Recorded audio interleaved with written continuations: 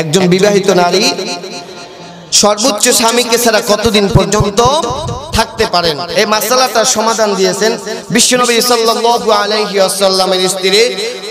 এরপরে হযরত ওমর ফারুক রাদিয়াল্লাহু তাআলা আনহুর মেয়ে হযরত হাফসা রাদিয়াল্লাহু তাআলা আনহা। হযরত ওমর ফারুক রাদিয়াল্লাহু তাআলা আনহু গভীর রজনীতে বের হলেন, কে কোথায় খেয়ে আছে না খেয়ে আছে খোঁজ খবর নেওয়ার জন্য।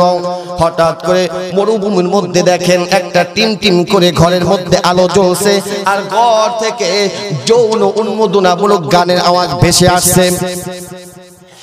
ওমর ফারুক রাদিয়াল্লাহু তাআলা রাগে অগ্নিশর্মা হয়ে ডাক দিয়ে বলছে, আমার দেশের মধ্যে, আমার রাষ্ট্রের মধ্যে কোরআনের আইন চলে, আর এই ঘরের মধ্যে যৌন উন্মোদনামূলক গান বলে।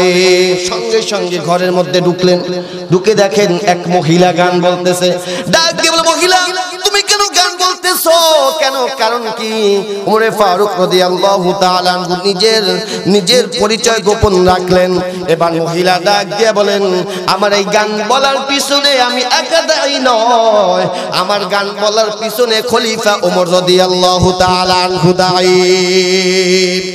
ওমর রাদিয়াল্লাহু তাআলা আনহু বলেন, কেন, কি হয়েছে? এবার মহিলা ডাক দিয়া বলেন, আমার যেদিন বিবাহ হতে যাচ্ছে, এই বিবাহর সময় সমস্ত সামানাপত্র কালেমা পড়া শেষ, মিষ্টি বিতরণ চলছে, হঠাৎ করে আমার স্বামীর কাছে চিঠিয়ে চেতে হযরত সাআদ রাদিয়াল্লাহু তাআলা আনহুর কাছে, যে অবস্থায় থাকো, যেখানেই থাকো না কেন, ও সাআদ, তুমি যে অবস্থায় থাকো না কেন, তোমাকে যুদ্ধের ময়দানে সেনাপতি নিযুক্ত করে পাঠাবো, সুতরাং যেখানেই থাকো না কেন তাড়াতাড়ি এসে হাজির হয়ে যাও। এবার মুরব্বিদের থেকে বিদায় নিচ্ছে। মুরব্বিরা ডাক দিয়ে বলে, না না, আজকে যাওয়া যাবে না, আজকে যাওয়া যাবে না, কেননা কেবলমাত্র বিবাহ কাজ শেষ করেছে, অন্তত পক্ষে বাসর রাতটা শেষ করো। ওমর ডাক দিয়ে বলে, মুরব্বিরা রে, কোরআনের আয়াত আমাকে ডাকতেছে, ইয়া আইয়ুহাল্লাযীনা আমানু আতিউল্লাহা ওয়া আতিউর রাসূলা ওয়া উলিল আমরি মিনকুম। ইয়া আইয়ুহাল্লাযীনা আমানু, ঈমানদারগণ, আতিউল্লাহ, আল্লাহর ইতাআত করো, ওয়া আতিউর রাসূল, রাসূলের ইতাআত করো, ওয়া উলিল আমর, তোমাদের রাষ্ট্রনায়ক যারা তাদের কথা মেনে চলো। এবার মুরব্বিদের কাছ থেকে তিনি বিদায় নিলেন। এবার বিবির কাছে গেলেন, দরজার কাছে গিয়ে সালাম দিলেন, আসসালামু আলাইকুম বিবি, আমি আপনার স্বামী এসেছি, একটু কোরআন তেলাওয়াত বন্ধ করুন, আমি আপনার থেকে একটু অনুমতি নেওয়ার জন্য এসেছি। বিবির কাছে ডাক দিল, বিবি, ওমর আমার কাছে চিঠি পাঠিয়েছে, যুদ্ধের ময়দানে যাওয়া লাগবে, যদি ফিরে আসি তবে তোমার সাথে আমার আবার বাসর হবে, যদি শহীদ হয়ে যাই তুমি আমাকে মাফ করে দিও, ক্ষমা করে দিও, আল্লাহ পাক রব্বুল আলামিন আমাকে জান্নাতের মধ্যে তোমার সাথে বাসর করাবেন। আল্লাহু আকবার। আমার ভাইরা, এবার ওই মহিলার স্বামী হযরত সাদ চলে গিয়েছে। 3 মাস পর্যন্ত তিনি অপেক্ষা করেছেন। 3 মাস পরে অপেক্ষা করার পর তিনি সুসজ্জিত হয়ে সাজগোজ করে স্বামীর অপেক্ষায় বসে আছে, স্বামী আসবে। কিন্তু হঠাৎ করে বাহির থেকে কে গেলেন, ডাক দিয়ে বলে, মহিলা, তোমার স্বামীকে হযরত ওমর অন্য একটা জিহাদের ময়দানে পাঠিয়েছে। এবার আবার 3 মাস গড়িয়ে যাওয়ার পর আবার মহিলা স্বামীর জন্য খুশি আনন্দে এবার বাসর হবে, অপেক্ষা করতেছে, গুনগুন আওয়াজে গান গাচ্ছে। কিন্তু কে যেন ডেকে বলে, মহিলা, তোমার স্বামীকে ওমর আবার আরেকটা মিশনে পাঠিয়েছে। এইভাবে করতে করতে 12টি মাস চলে গিয়েছে, আজও পর্যন্ত আমার স্বামী ফিরে আসে নাই। তাই স্বামীর বিরহের কারণে আমি গান গাচ্ছিলাম। এই গান গাওয়ার পিছনে আমি একা দায়ী না, খলিফা ওমর দায়ী।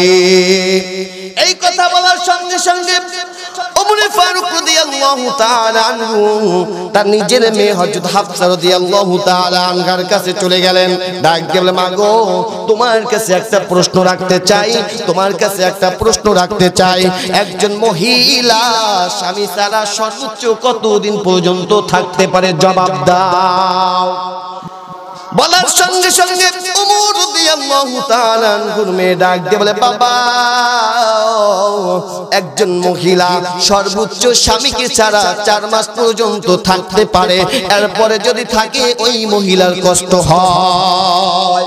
সঙ্গে সঙ্গে ওমর রাদিয়াল্লাহু তাআলা আনহু তওবা করলেন, কান ধরলেন, মালিক রে, তুমি আমাকে মাফ করে দাও, ক্ষমা করে দাও।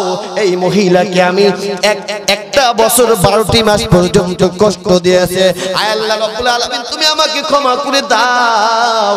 ওই দিন থেকে তার রাষ্ট্রের ভিতরে প্রত্যেক মাসের মধ্যে 3 দিন পর্যন্ত ছুটির ঘোষণা করে দিয়েছে।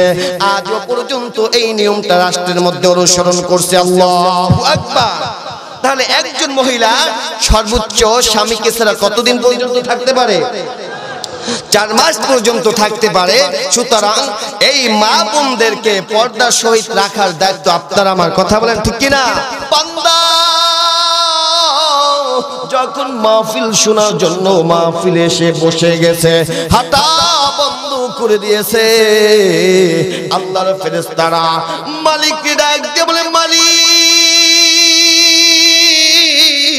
তোমার বান্দারা তো মাহফিলে এসে বসে গেছে, হাঁটা বন্ধ করে দিয়েছে, নাকি লেখা বন্ধ করে দিব কিনা? আল্লাহ পাক রব্বুল আলামিন ডাক দিয়ে বলেন, না ফেরেশতা না, আমার বান্দা হাঁটা বন্ধ করে দিয়েছে বলে নাকি লেখা বন্ধ করে দিও না। ওই বান্দা মাহফিলে বসার পর মাঝে মধ্যে হালো, মাঝে মধ্যে সুবহানাল্লাহ, মাঝে মধ্যে আলহামদুলিল্লাহ, মাঝে মধ্যে আল্লাহু আকবার আওয়াজ দিবে।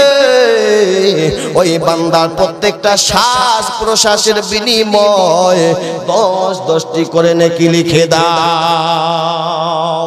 শুধু তাই নয়, এই মাহফিলের চতুর্পাশে এসে ফেরেশতারা দাঁড়ায়, একজন আর কাঁধের উপরে আর একজন দাঁড়াইতে দাঁড়াইতে আল্লাহর আরশ পর্যন্ত চলে যায়। আল্লাহ পাক রব্বুল আলামিন ফেরেশতাদেরকে ডেকে বলেন, ও ফেরেশতারা, আমার এই বান্দারা মাহফিলের বিষয়ে কেন বসতে জানতে চায়। ফেরেশতারা ডাক দিয়ে বলে, ওই মালিক, আপনার বান্দারা আপনাকে চায়, আপনার জাহান্নাম থেকে পরিত্রাণ চায়, আপনার জান্নাত চায়। এবার আল্লাহ তাআলা ফেরেশতাদেরকে ডাক দিয়ে বলেন, ও ফেরেশতারা, আমার বান্দারা আমি আল্লাহকে দেখছে নাকি বলে না দেখে নাই, আমার বানানো জান্নাত দেখছে নাকি বলে না দেখে নাই, আমার বানানো জাহান্নাম দেখছে নাকি বলে না দেখে নাই। আমরা আল্লাহকে দেখছি না? দেখেছেন আপনারা? দেখা যায় চক্ষু দিয়ে? অথচ অনেকে যে গান গায়, দয়াল বাবা কিবলা খাবা আয়নাল কারিগর, আয়না বসাইয়া দে মোর কলবের ভিতর বাবারে, আছে না? আয়না বলে কলবে বসাই দিতে হইব। আমার ভাইরা, আল্লাহ পাক রব্বুল আলামিন ডাক দিয়ে বলেন, ও ফেরেশতারা, আমার বান্দারা আমি আল্লাহকে দেখছে নাকি বলে না দেখে নাই, আমার বানানো জান্নাত দেখছে নাকি বলে না দেখে নাই, আমার বানানো জাহান্নাম দেখছে নাকি বলে না দেখে নাই। ও ফেরেশতারা, তোমরা সাক্ষী থাকো, যেই বান্দারা আমি আল্লাহকে না দেখিয়া, আমার বানানো জান্নাত জাহান্নাম না দেখিয়া, বক্তার কথা শুনিয়া, কোরআনকে মুহাব্বত করিয়া, আলেম উলামাদেরকে মুহাব্বত করিয়া এই মাহফিলের মধ্যে যারা বসে গেছে, ও ফেরেশতারা, ওই বান্দার জীবনের সমস্ত গুনাহ খাতাগুলো আমি আল্লাহ মাফ করে দিলাম। কোরআনুল কারীম জানিয়েছেন, ফাউলাইকা ইউবাদদিলুল্লাহু সাইয়্যাতিহিম হাসানাত ওয়া কানা আল্লাহু গফুরার রহিমা।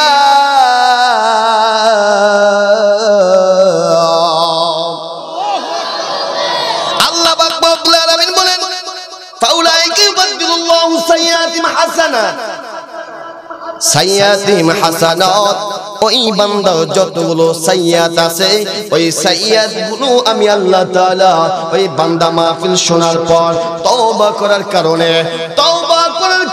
আমি আল্লাহ তাআলা ওই সাইয়্যাত গুলোকে আমি আল্লাহ তাআলা হাসানাত দ্বারা পরিপূর্ণ করে দেব। একটু জিকির করে লা ইলাহা